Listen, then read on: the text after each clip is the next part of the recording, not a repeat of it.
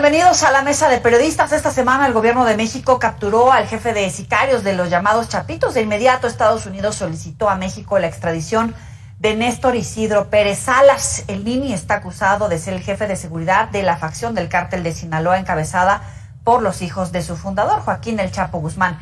Esta noticia ocupó primeras planas en diarios de México y de Estados Unidos, porque hay muchos que cuestionan la relación del presidente mexicano con grupos criminales, que lo critican por sus visitas a la cuna del narcotráfico. Sin embargo, para otros, este es un claro ejemplo de la política de combate del presidente de México a el crimen organizado y particularmente el narcotráfico. Como siempre, con mucho gusto le doy la bienvenida a José Reveles, Pepe Reveles ya se va a unir con nosotros. Ulises Castellanos, director de Zona Acero, y Jorge Ramos, director editorial del grupo La Silla Rota. Gracias a ambos por estar con nosotros. Bienvenidos. A sus órdenes. Uli, ¿cómo lo ves tú? Porque se está registrando la noticia desde México y desde Estados Unidos con lecturas totalmente diferentes, incluso opuestas. ¿Qué significa, para empezar, la captura después de los encuentros entre López Obrador y el presidente de Joe Biden, que dialogaron sobre la captura de los grandes capos, sobre frenar el tráfico de fentanilo, etcétera? Mira, en México nos encanta especular y nos encanta decir que agarraron antes a uno de los hijos del Chapo, cuando apenas López Obrador se iba a ver con Biden y era como una ofrenda cuando lo fue a ver. Ahora que agarraron al Nini y que se acaba de ver con Biden, decimos que fue después de la reunión con Biden. Bueno, siempre va a estar el presidente mexicano viéndose con el de Estados Unidos. Lo que pase alrededor de esas detenciones seguramente tiene que ver con acuerdos y cooperación con Estados Unidos, pero yo creo que hay otras fuerzas que se mueven al mismo tiempo de manera colateral. Tampoco nos volvamos obsesivos con que todo lo que sucede depende de López Obrador. A mí me parece que detener a este personaje era una cuenta pendiente que tenía el ejército mexicano por lo que había pasado en el Culiacanazo. Si en verdad él fue él fue responsable, me refiero al Nini, de defender al hijo del Chapo y de armar todo ese operativo en contra del ejército hace 3 años, cuando lo intentaron detener la primera vez, pues el ejército regresó por él. A mí me parece que hay otras fuerzas que también tienen su agenda, y detener a un generador de violencia, que además, hay otra cosa muy importante, aparentemente tenía una célula propia que movía fentanilo. Y hoy, de todas las drogas que no deben mover, la número 1 es el fentanilo, porque ahí vas a tener encima a Estados Unidos y vas a tener encima a todo el mundo. Me parece, pues, que corre por vía de otros resortes, y no dudo que el presidente haya estado enterado, pero no lo veo a él planificando este tipo de aprehensiones. Interesante. Jorge, ¿coincides? Fíjate que, en primer lugar, creo que sí es de celebrar que se detenga a criminales, ¿no?, de este calibre. En segundo lugar, creo que será muy importante. Habrá que ver quién lo exprime más. Ya habíamos visto que se estaba viendo el tema de la extradición. Hay amparos que están frenando, no deteniendo, no impidiendo, pero sí frenando su posible extradición a Estados Unidos. Es un elemento interesante, y habría que ver entonces quién finalmente se queda con él, que sería, digamos, el tema de quién le extrae más información, porque este cuate tenía muchos datos. Era justamente el jefe de escoltas, había rutas, había casas de seguridad, es decir, tenía mucha información. Entonces, esos 2 primeros puntos para mí son, creo que, positivos. Es de celebrar, y para mí el tema del narcotráfico sigue siendo muy grave. El fin de semana veíamos un reportaje en Reforma que daba cuenta de cómo un líder de plaza en Michoacán, la frontera con Jalisco, hace un mes y medio organizó una fiesta de 15 años para su hija, y en esa fiesta de 15 años pues llevó a Julián Álvarez, en fin, a un par de artistas de primer nivel, digamos, en México, y organizó un fiestononón impresionante, con luces en el cielo que pintaban el nombre de la jovencita, en fin. Y creo que ese hecho para mí refleja lo que está pasando en el país. El país está totalmente en manos del narcotráfico, el gobierno ha sido totalmente omiso, ha sido un fracaso total y absoluto, y yo no me atrevería a decirlo con todas sus letras, pero yo creo que sí hay una cercanía o una complicidad entre el gobierno y varios gobiernos estatales con algunos cárteles del narcotráfico, señaladamente el cártel de Sinaloa y el cártel Jalisco Nueva Generación, cada uno en distintos niveles y estamentos, pero yo creo que sí el tema del narcotráfico es lo más grave que ha ocurrido en los últimos años. Le echas sal a la herida, de verdad que avivas el fuego en torno a este debate, Jorge, porque efectivamente hay muchos que critican al presidente, que critican la política del gobierno de México, de este gobierno en particular, pero también de los anteriores, de los vínculos que señalan a diferentes niveles de gobierno con criminales, con narcotraficantes. Sí, totalmente. Mira, yo insisto que una de las cosas que estamos viendo actualmente es esa, si no es complicidad, mucho se le parece, entre el gobierno federal y el cártel, particularmente el cártel Jalisco Nueva Generación. Entonces, ahora, por supuesto, hay que decirlo con todas sus letras, el sexenio pasado también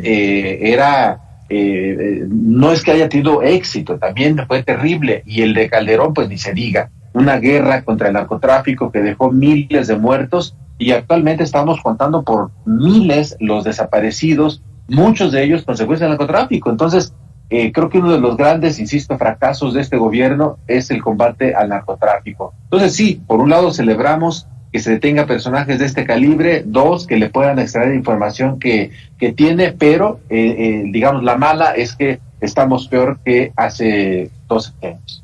Claro, le quiero dar la bienvenida antes de pasar a tu opinión, Ulises, porque veo que no coincides con este punto. A Pepe Reveles, muchísimas gracias por estar con nosotros, uno de los periodistas más experimentados, más documentados sobre todo lo que tiene que ver particularmente con narcotráfico, pero en el caso de los Chapos, del Chapo Guzmán y los Chapitos, por supuesto que te queremos preguntar tu opinión respecto a esta captura de El Nini. Algunos leían que no tiene nada que ver la reunión que sostuvo el presidente de México, López Obrador, con el presidente de Estados Unidos, Joe Biden. Otros, al contrario, aseguran que es una señal. ¿Tú cómo lo lees? Yo lo veo como una colaboración más estrecha entre los gobiernos de México y Estados Unidos, que siempre han tenido esta colaboración. Desde que fue capturado Ovidio, se sabe que participaron agentes estadounidenses. En esta ocasión no me parecería raro que ellos hubieran pues colaborado en la ubicación del Nini, que por cierto es un jefe de sicarios muy activo, ya estuvo muy presente en el Culiacanazo, por un lado, y por otro lado, en esta ocasión estuvo a punto de írseles por las azoteas de los edificios de fraccionamiento, como lo había hecho en su momento Pablo Escobar en Colombia, aunque después lo abatieron, ¿verdad? Pero digamos que es una persona con mucha movilidad, y seguramente tuvo que ser una operación quirúrgica en la medida en que no hubo, vamos a decir, una muralla de personas que lo estuvieran defendiendo, ¿no? Dicen que vieron a otra persona junto con él, pero no fue capturada, y los operativos seguían el día de hoy todavía, tratando de encontrar a alguien más, seguramente de la relevancia parecida a la del Nini. Ahora, poníamos sobre la mesa si hay o no una cercanía por parte del gobierno del presidente López Obrador, de diferentes niveles de gobierno, de presidentes de sexenios anteriores con criminales, particularmente con el cártel de Sinaloa. ¿Tú cómo lo lees, Ulises? Porque Jorge acaba de soltar una bomba aquí que por supuesto que desata el debate, pero no solo en esta mesa, a nivel nacional e internacional. Mira, diría dos cosas. Una, efectivamente no se entiende el trabajo del crimen organizado y su preponderancia en ciertas zonas del país sin complicidades locales o regionales de nivel político. Hemos visto cómo los presidentes municipales muchas veces son puestos por crimen organizado de manera local, Michoacán, Jalisco, por supuesto, Tamaulipas, Sinaloa. Pero yo no me atrevo a aventurar que hay una relación a nivel federal. La verdad no lo veo, primero porque no veo al presidente sentándose con ningún mafioso. Segundo, porque no veo la necesidad de que eso se tuviera que hacer, como para qué. Sí creo que el nivel de complicidad está demostrado, ahí me parece que está demostrado, es a nivel local y regional. Obvio me dirán, no, pero ahí está el caso de Genaro García Luna, que era un funcionario federal y tenía vínculos con el crimen organizado. Bueno, ese es un caso muy particular y está en este momento ya pues, demostrado y juzgado de alguna manera. Pero no creo que este sea el caso a nivel federal. Sí creo que hay, lamentablemente, una debilidad del Estado. ¿Sabes? Quisiera matizarlo de esta manera. Hay una debilidad del Estado a nivel estatal, municipal, que hace imposible enfrentar a cárteles como el de Sinaloa o el de Jalisco, porque conviven en los mismos pueblos, porque son a veces familia y porque sí son capaces de amedrentar y de asesinar a funcionarios, ya lo hemos visto, municipales y locales, que han sido muertos por el crimen organizado si no se cumplen sus demandas. Esa es la realidad del país. No la inventó Calderón, no la combatió como pudo Peña Nieto. Este gobierno no va a poderlo hacer a los grados que prometió y el gobierno que venga tampoco.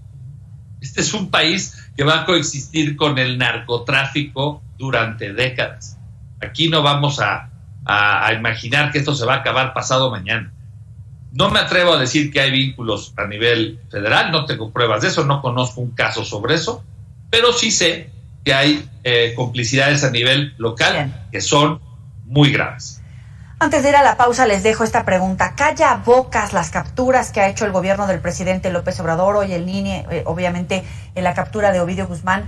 ¿Calla bocas de los que lo critican o lo señalan por tener vínculos con el narcotráfico, con la familia del Chapo Guzmán? ¿O son acciones menores estas capturas? Vamos a la pausa a la mesa de periodistas. Volvemos.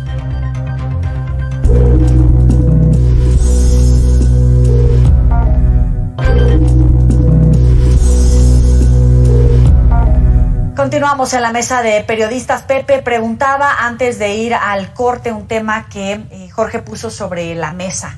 Si realmente hay un combate frontal por parte del gobierno del presidente López Obrador al narcotráfico, a este grupo criminal, o todo lo contrario, como lo señalan no solamente medios en México, sino en el extranjero. Como dice bien Ulises, mucha suspicacia, pero tal vez hace falta algún dato contundente. ¿Tú cómo lo ves? Sí, me parece que esta publicitada política de abrazos no balazos no va sola, va acompañada también de ataques como el que acabamos de presenciar para capturar a un personaje importante dentro del del narcotráfico, un traficante de fentanilo y a su vez jefe de sicarios, jefe de seguridad de los Chapitos, particularmente de Iván Archibaldo. Entonces, me parece que eso son acciones que van junto, no todas las veces que uno quisiera. El defecto que yo veo es que México se deshace de sus capos en el momento inmediato, pues mientras lo permitan los amparos, los jueces que les conceden esas suspensiones a los traficantes para no ser juzgados en Estados Unidos, pero no hay un capo mexicano que se haya quedado definitivamente en México. Bueno, ahorita está Rafael Caro Quintero, pero está en trámite de ser extraditado. Y el único que yo recuerdo que nunca fue a Estados Unidos fue Miguel Ángel Félix Gallardo, pero estamos hablando de un personaje que fue capturado en el 89 y que está muy enfermo, está casi ciego, está paralítico, está muy mal en silla de ruedas y están, pues, me parece que sus últimos días en la cárcel. Entonces, hay una política de los gobiernos mexicanos sin distinguir color, que entregan a los principales capos para que los juzgue el vecino país, porque para aquí los consideran una bomba de tiempo. Entonces, eso a mí no me llena de orgullo ni cosa que se le parezca, porque México debería juzgar también a los suyos, ¿no? Y por lo que decía Ulises, que me parece muy interesante, es que no tenemos evidencia de que, por ejemplo, el presidente se haya reunido con capos, ¿no? Como sí lo hizo en su momento Felipe Calderón, porque utilizó a Mario Arturo Acosta Chaparro, el general, el represor por excelencia de este país durante la Guerra Sucia, persecutor de los guerrilleros, lo utilizó cuando lo sacaron de la cárcel después de ser acusado de darle cobertura a Amado Carrillo Fuentes. Lo llevó directamente a Los Pinos y fue su embajador plenipotenciario ante todos los capos. Ahí Calderón y Muriño todavía vivía, pues se reunieron con todos los capos, con el Chapo, con el Mayo, con el Z40, con todos, según denunció por escrito incluso Edgar Valdés Villarreal, que apodado la Barbie. Jorge. Sí, fíjate que yo le tengo, por supuesto, mucho respeto a Pepe, que es, por supuesto, de los que mejor conoce estos temas, y yo creo que lo que dice Pepe es muy cierto. En el caso de Felipe Calderón se documentó eso. Vimos cómo acabó el general Mario Arturo Acosta Chaparro después de varios atentados. Finalmente fue asesinado en la colonia Anáhuac de la Ciudad de México, y sí, él era emisario. Yo creo que tardaremos en enterarnos, quizá unos años, acerca de cuáles fueron los puentes que tendió el gobierno del presidente Andrés Manuel López Obrador, porque, a ver, no puedo yo, como periodista, pasar de largo y decir, no, es que no, ¿cómo? Es imposible, no hay ningún elemento. Por supuesto, no tenemos el elemento hoy, pero ¿cómo se justifica, por ejemplo, que el Mayo Zambada no lo toque nadie, ni siquiera López Obrador? ¿Por qué el Mencho sigue operando, a pesar de que está muy enfermo, a pesar de que de pronto hay gente que lo ve en fiestas patronales en municipios de Jalisco? ¿Por qué no les pasa nada? ¿Por qué siguen ahí? Pues evidentemente porque los gobiernos, insisto, desde los chiquitos hasta arriba, pues hay canales de comunicación con los cuales les permiten que sigan operando. Y sí, ahí coincido totalmente con Ulises. Vamos a seguir, lamentablemente, en décadas, o quizá de por vida, con el narcotráfico, porque lo que estamos viendo ahorita es nada más cambiar un gerente, cambiaron al jefe de seguridad, van a poner a otro, ya detuvieron a este y van a poner a otro. Es simple cambio de gerentes. Pepe. Sí, definitivamente yo estoy absolutamente de acuerdo en que son sustituibles todos los capos. Se lo dijo el propio Mayo Zambada en aquella histórica semi-entrevista, porque fue muy breve lo que le dijo a Julio Scherer, el Mayo Zambada. Dijo, si a mí me capturan, me liquidan, me extraditan, me encarcelan, hay 1000 esperando ocupar mi lugar, ¿no? Lo dijo de esa manera y es absolutamente cierto en la vida real. Ya todo el mundo tiene sustituto, y yo me imagino que incluso ahora el Mayo, que nunca ha sido en efecto capturado, tiene más de 40 años traficando y no pasa nada, si algún día lo llegan a capturar, lo veo muy difícil porque no lo han hecho en 4 décadas, pues también tendrá quien lo sustituya. Nadie es indispensable en este negocio multinacional, transnacional, que deja tantos y tantos miles de millones de dólares. De tal manera que si no es el Mayo, si no es el Mencho, Nemesio Ceguera, será otro capo que a lo mejor ahora ni siquiera suena su nombre, ¿no? Podrían ser los Chapitos, pero los Chapitos están siendo muy perseguidos. Estados Unidos los quiere ya, y creo que le va a meter el acelerador para que mi equipo colabore y los capture. ¿Pero será que le mete el acelerador, Ulises? Pues mira, yo espero que de alguna manera el combate al narcotráfico sea un tema permanente. Efectivamente, como dice Pepe y el propio Jorge, detener a personajes como el Nini es como detener al director regional de una multinacional que se encarga de una parte del negocio. En realidad no están deteniendo al capo de capos.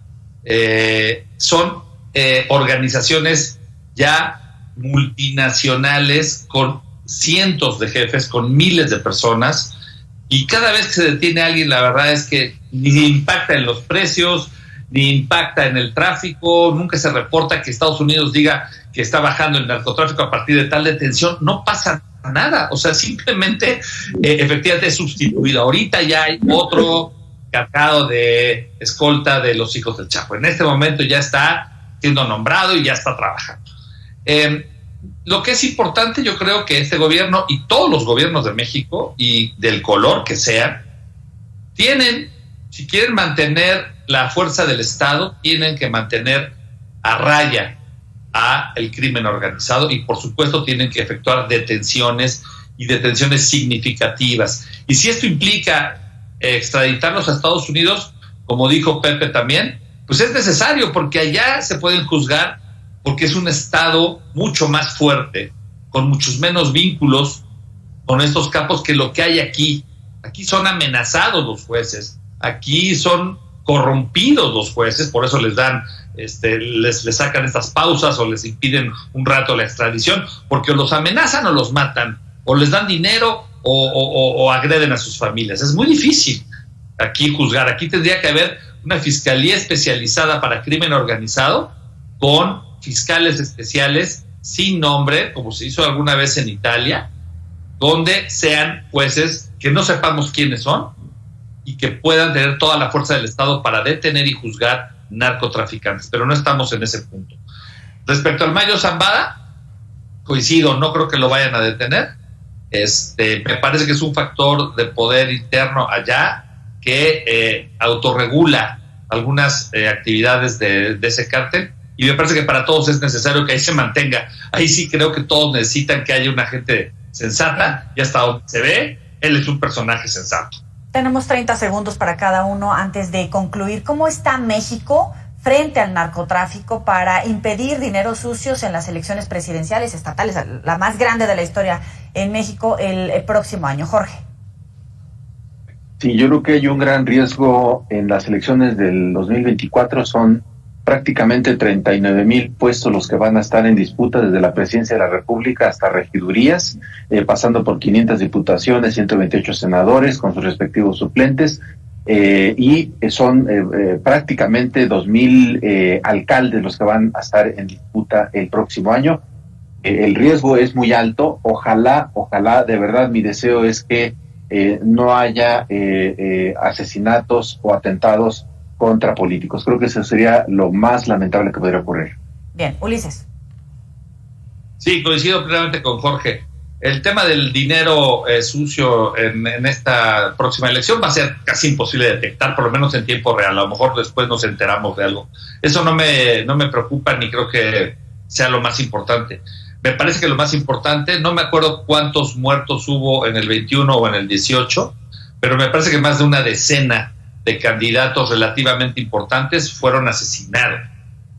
Empieza la precampaña, empieza el conteo. Esperemos que esta elección sea una elección limpia, al menos en términos de vidas de todos los candidatos de todos los partidos. Pepe. Bueno, está el tema del dinero, pero en efecto es más importante el tema de las vidas de aquellos que aspiran a ser elegidos en las urnas, sobre todo a nivel municipal, ¿no? En donde se dan muchas agresiones, y ahí el crimen organizado se da el lujo de palomear o tachar a candidatos, es decir, tú no vas, y hay evidencia de que se han retirado varios antes de llegar siquiera a las urnas, porque fueron amenazados con el plata o plomo, ¿no? O recibes este dinero o te retiramos nosotros, pero también sin necesidad de dinero, con la pura amenaza, porque la delincuencia organizada se acostumbró a pactar con los alcaldes desde antes de que sean electos las obras públicas. El dinero sabe que lo van a recibir. Pactó primero la seguridad y se apoderó de la seguridad de los municipios porque son muy débiles y hay muy pocos policías y hasta los paga de pronto el narco, ¿no? Y ahora, pues quiere decir quién sí y quién no va a las elecciones, ¿no? Ese es el gran riesgo para mí. Ulises Castellanos, director de Zona Cero, Jorge Ramos, director editorial del grupo La Silla Rota, Pepe Reveles, periodista en temas de narcotráfico. Muchísimas gracias a los tres por acompañarnos aquí en Mesa de Periodistas. Nos vemos la próxima. Muchos saludos.